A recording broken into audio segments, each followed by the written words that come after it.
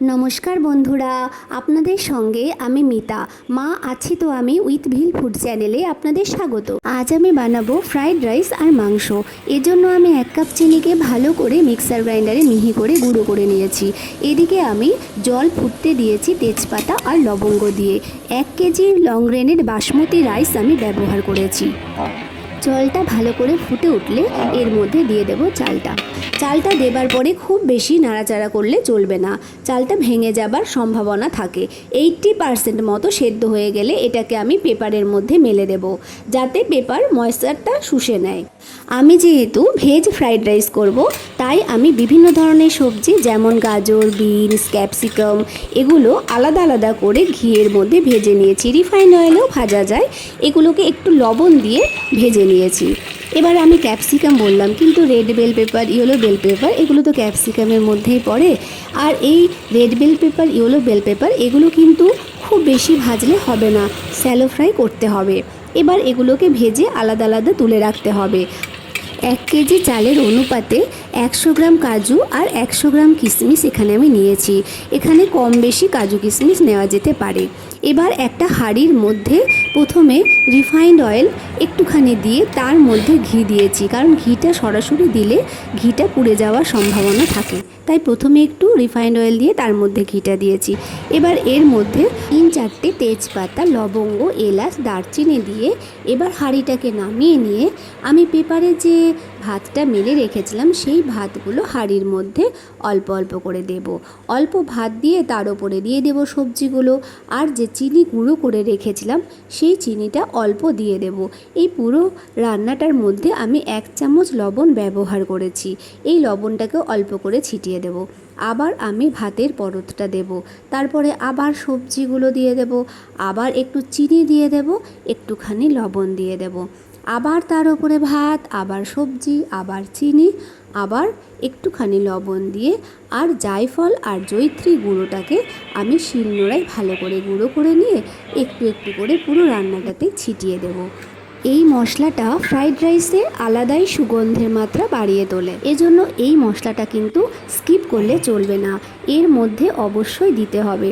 এবার আবার আমি ভাতের পরতটা সাজিয়ে তার ওপরে আবার সবজিগুলো দেব, আবার তার ওপরে দিয়ে দেব চিনি গুঁড়ো আর একটুখানি লবণ, আবার দিয়ে দেব ভাতের পরত, আবার দেব সবজি, আবার একটুখানি চিনি ছিটিয়ে এইভাবে আমি পরপর সাজিয়ে নেব সুন্দরভাবে। আর তার ওপরে আমি ঢাকনা দিয়ে ঢেকে আমি এবার বসিয়ে দেব দমে। গ্যাসটা কিন্তু আমার লো ফ্লেমে থাকবে। এইভাবে আমি 15 মিনিট গ্যাসে ওভেনে এটাকে বসিয়ে রেখে হালকা হাতে এটাকে নাড়িয়ে চাড়িয়ে নেব, আর তৈরি হয়ে যাবে ফ্রাইড রাইস। বাঙাল চিকেন করার জন্য চিকেনটাকে ভালো করে জল দিয়ে ধুয়ে হলুদ দিয়ে ম্যারিনেশন করে রেখেছি। এবার আমি কড়াইতে সর্ষের তেল দিয়ে বড় বড় করে আলু কেটে ভেজে তুলে রাখবো। ওই তেলের মধ্যে একটু মোটা করে পেঁয়াজ কেটে ভাজতে দিয়েছি, আর এর মধ্যে দিয়ে দেব 3টে গোটা রসুন। এবার রসুনগুলোকেও এর সাথে ভাজবো, আর রসুনের গোটা গোটা কতগুলো কোয়া আমি এর মধ্যে দিয়ে দিয়েছি। এবার এটাকে ভালো করে ভাজতে হবে। এরপরে এর মধ্যে দিয়ে দেব আমি টমেটো, রসুন আর শুকনো লঙ্কার একটা পেস্ট। মশলাটা দেবার পর ভালো করে নাড়াচাড়া করে নিতে হবে। রসুনের কাঁচা গন্ধটা যাতে চলে যায় সেই জন্য মশলাটা ভালো করে ভাজতে হবে। এবার এর মধ্যে দিয়ে দেব 2 চামচ আদা বাটা দিয়ে ভালো করে নাড়াচাড়া করে এর মধ্যে দিয়ে দেব ভালোবেসে 1 চামচ লবণ।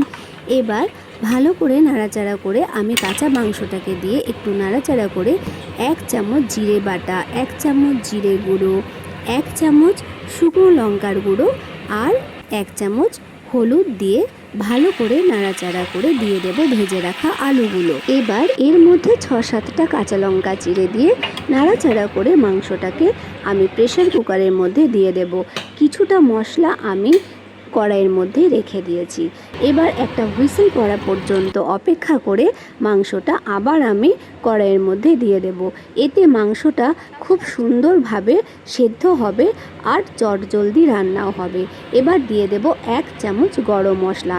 এবার মাংসের স্বাদকে দ্বিগুণ করতে এর মধ্যে একটা স্পেশাল ইনগ্রেডিয়েন্টস আমি দেব। একটু কাসুরি মেথিকে আমি তাওয়ায় রোস্ট করে নিয়েছি, হাতে স্ম্যাশ করে আমি মাংসের মধ্যে দিয়ে দেব। মা, আমি আজ সব ফ্রাইড রাইস আর মাংস খাই, তুমি ফ্রাইড রাইসের সাথে আলুর দম দিয়ে খেও, কেমন?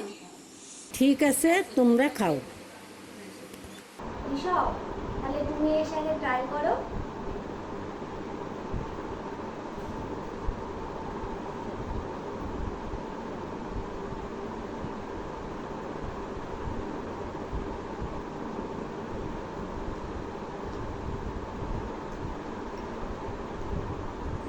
ফাটাফাটি।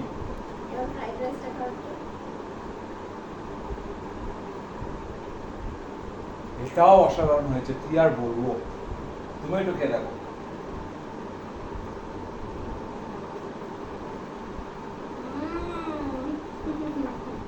বন্ধুরা, ভিডিওটা ভালো লাগলে লাইক, শেয়ার, কমেন্টস করো। সাবস্ক্রাইব করতে ভুলে যেও না। বন্ধুরা, পাশে থাকার জন্য ধন্যবাদ।